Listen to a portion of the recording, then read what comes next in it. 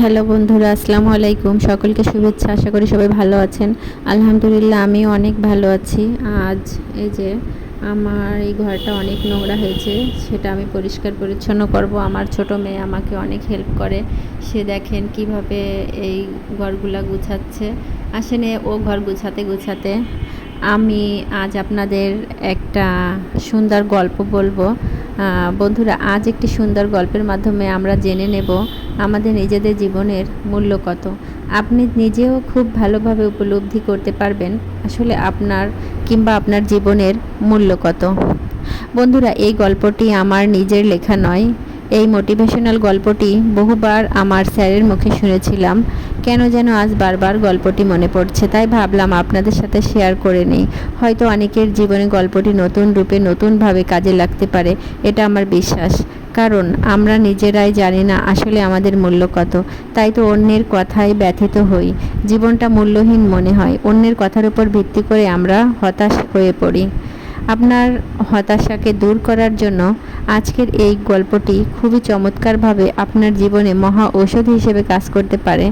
আসুন তাহলে আমরা গল্পটি শুরু করি। দাদু বসে বসে পত্রিকা পড়ছে। ঠিক এমন সময় তার থেকে 15 বছরের নাতি এসে দাদুকে জিজ্ঞেস করছে, আচ্ছা দাদু, বলো তো আমার জীবনের মূল্য কত? আমি তো লেখাপড়াও তেমন জানি না, করতে পারি না, ভালো লাগে না। তাছাড়া এখনও অনেক ছোট আমি। এই সমাজ কি বা মূল্য আছে আমার? ও দাদু, বলো না, আমার জীবনে কি কোনো মূল্য আছে? তাছাড়া ওরা আমাকে বলে আমি নাকি একটা অপদার্থ, আমাকে দিয়ে নাকি কিছুই হবে না। তাই কখনো কখনো মনে প্রশ্ন জাগে, আমার বেঁচে থেকে কী লাভ? আমার মতো মানুষের তো মৃত্যুই ভালো, যে জীবনের কোনো মূল্যই নেই। এই জীবন রেখে লাভ কী?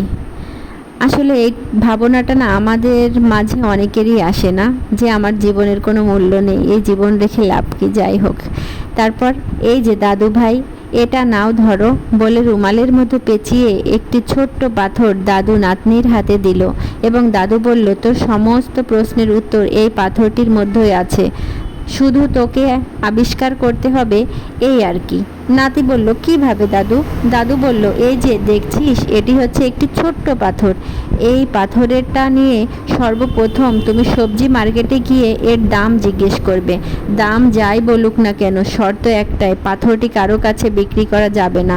এরপর তুমি এই পাথরটি নিয়ে একটি চালের দোকানে যাবে, সেখানেও পাথরটির দাম জিজ্ঞেস করবে, কিন্তু পাথর বিক্রি করবে না। এরপর তুমি এই পাথরটি নিয়ে একটি জুয়েলার্সের দোকানে যাবে, তবে শর্ত একটাই, এই পাথরটি কারো কাছে বিক্রি করা যাবে না। মনে থাকবে দাদু ভাই? নাতি বলল, ঠিক আছে দাদু, তবে আমি বেরিয়ে পড়ি দাদু। দাদু বলল, সাবধানে যেও, পাথরটি কিন্তু হারিয়ে ফেলো না যেন। নাতি বলল, ঠিক আছে দাদু, বলে নাতি বেরিয়ে পড়ল। এবার প্রথমে নাতি একটি বড় সবজির দোকানে গিয়ে পাথরটি দেখালো সবজিওয়ালাকে এবং জিজ্ঞেস করলো, এই পাথরটির দাম কত হতে পারে?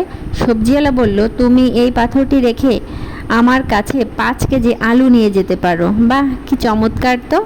এবার নাতি পাথরটি রুমালের মধ্যে পেঁচিয়ে আবার একটি বড় চালের দোকানে গেল, বরাবরের মতোই দাম জিজ্ঞেস করলো। এবার চালের দোকানদার বলল, আমি তো এই পাথর চিনি না, তবে তুমি এই পাথরটি রেখে আমার কাছে 5 বস্তা চাল নিয়ে যেতে পারো।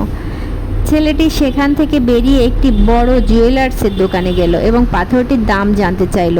এবার জুয়েলার্সের দোকানদার খুব ভালো করে পাথরটি পরীক্ষা নিরীক্ষা করে দেখল এবং ছেলেটিকে বলল, তোমার এই পাথরটি এতটাই মূল্যবান ডায়মন্ড যে আমার দোকানের যত স্বর্ণ অলংকার আছে তা সব দিলেও এই পাথরের মূল্য পরিশোধ করা যাবে না। এই পাথরটি এতটাই মূল্যবান।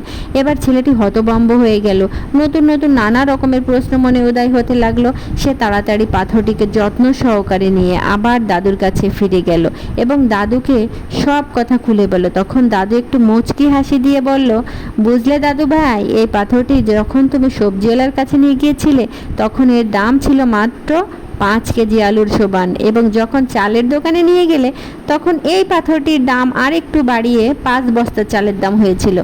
কিন্তু যখন এই পাথরটি তুমি সঠিক জায়গায় নিয়ে গিয়েছো সেখানে কিন্তু তার দাম অনেক গুণ বেড়ে গেছে। তাই তোমাকে বলবো, তোমার জীবনের দাম এই পাথরটির চেয়েও বহুগুণ বেশি।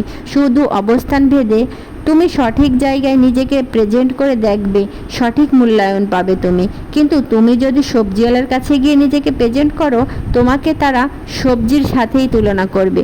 এটাই বাস্তবতা। আশা করি বুঝতে পেরেছো দাদু ভাই। নাতনি বলল, চমৎকার করে তুমি জীবনের মূল্য বুঝিয়ে দিলে, যা আমার জীবনে শ্রেষ্ঠ শিক্ষা হয়ে থাকবে দাদু। আজ খুব ভালো করে বুঝতে পারলাম আমাকে এই জায়গায় প্রেজেন্ট হতে হবে, যেখানে মানুষ আমার মূল্যায়ন করবে, সেখানে যার তার কথায় আহত ও নিরাশ হওয়া যাবে না, হতাশ হওয়া যাবে না। কারণ যার জ্ঞানের পরিধি যতটুকু, তার বিচার বুদ্ধিও ততটুকু। আজকে খুব ভালো করে বুঝতে পারলাম আমি নিজেই সেরা। আমাকে মূল্যায়ন করার ক্ষমতা অন্য কেউ রাখে না। এক টুকরো পাথরের দাম যদি এতগুলো স্বর্ণালঙ্কারের চেয়ে বেশি হয়ে থাকে, তবে আমি তো মানুষ, আমার দাম কত হতে পারে? তাই বলবো, পৃথিবীতে সব মানুষেরই যার যার ক্ষেত্রে অনেক বেশি মূল্যবান। সব ক্ষেত্রে সবাইকে বলবো, মানুষের মূল্য দিতে শিখুন, মানুষকে সম্মান দিতে শিখুন, মানুষকে ভালোবাসতে শিখুন। কারণ ভালোবাসা দিয়েই কেবল ভালোবাসা পাওয়া যায়। হতাশাকে দূরে ঠেলে যোগ্য হিসেবে নিজেকে তৈরি করি। কে আপনাকে বেয়াদব বলল, কে আপনাকে অযোগ্য বলল, এগুলো বিবেচনা করার দরকার নাই। আপনি শুধু নিজেকে তৈরি করুন নিজের মতো করে। বন্ধুরা, আমার আজকের এই গল্পটি কেমন লাগলো আপনাদের? অবশ্যই আপনাদের মতামত আমাকে জানাবেন। আর ভালো লাগলে অবশ্যই লাইক, কমেন্ট, শেয়ার করে আমার পাশে থাকবেন। আসলে আমাদের সমাজে অনেক মানুষ আছে যারা আমাদেরকে শুধু হতাশাগ্রস্ত করার জন্য অনেক ধরনের কথা বলে থাকে।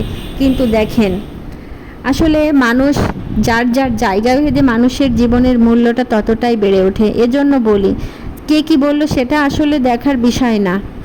আমি কি বললাম, আমার মনটা কি বলল, সেটা নিয়ে আসলে চলা উচিত। কে আমাকে ভালো বললো, কে আমাকে মন্দ বললো, কে আমাকে বেয়াদব বললো, এটা দেখার আমার মনে হয় না কোনো ব্যাপার। আসলে আমাদের সমাজে অনেক মানুষ আছে যারা শুধু মানুষের পিছনে কথা বলার জন্য ব্যস্ত হয়ে পড়ে থাকে, আর বলতে থাকে, তোমার দ্বারা এটা সম্ভব না, তুমি কি করতেছো, তুমি এটা করতে পারবে না, ওটা করতে পারবে না। আসলে কি জানেন, সে নিজেই পারে না। এজন্য হয়তো বারবার একই কথা আমাকে সবাইকে বলে যে তুমি পারবে না। কিন্তু না, আমি যেটা পারি তুমি হয়তো সেটা পারো না। এজন্য বলি যে মানুষ কি বললো সেটা না ভেবে আপনি কি ভাবতেছেন, আপনার মতামত কি, সেইটা নিয়ে আপনি আপনার সামনের দিকে এগিয়ে যান।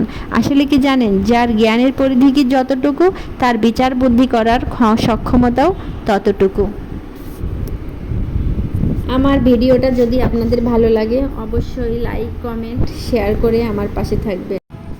এই যে আমার গল্প বলতে বলতে এই যে আমার মেয়ের পুরা কাজটা কমপ্লিট হয়ে গেছে। ও ঘরটা পুরা গুছাই ফেলছে। ও অনেক বেশি লক্ষ্মী, ও অনেক সুন্দর করে ঘর গুছাতে পারে। আর আমার বড় মেয়েটাও অনেক লক্ষ্মী, ও অনেক ভালো। আমার দুইটা মেয়েই খুব লক্ষ্মী, আমাকে ওরা খুব কেয়ার করে, আমি ওদের খুব ভালোবাসি। আর আমার ভিডিওটা যদি আপনাদের ভালো লাগে, অবশ্যই অবশ্যই লাইক, কমেন্ট, শেয়ার করবেন। আর মানুষ যাই বলুক না কেন, নিজের মতামতকে সবসময় প্রাধান্য দেবেন।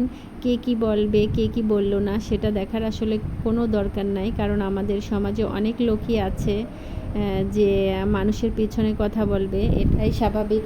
আর লাস্টে আবারও বলি, যার জ্ঞানের পরিধি যতটুকু, তার বিচার বুদ্ধি করার সক্ষমতাও ঠিক ততটুকুই। এজন্য কে কি বললো ওইটা নিয়ে মন খারাপ না করে আসলে আমাদের লক্ষ্যের দিকে সবসময় অটুট থাকতে হবে। আজ এই পর্যন্ত, বাই।